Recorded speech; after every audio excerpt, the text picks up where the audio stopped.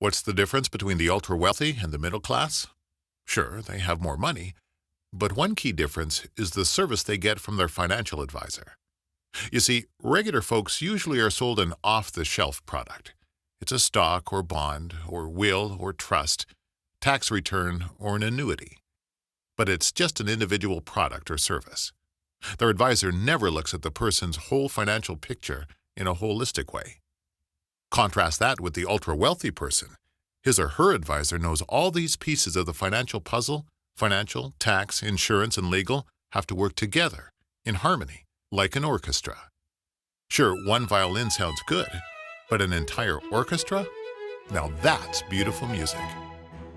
If your current advisor isn't looking at your plan with all these areas coordinated, you could have a dangerous gap in your strategy and not even know it. You could pay excessive taxes and fees and risk losing everything due to a catastrophic health event, or even run out of money in retirement. You need an advisor who can conduct your whole financial orchestra by creating a holistic financial plan.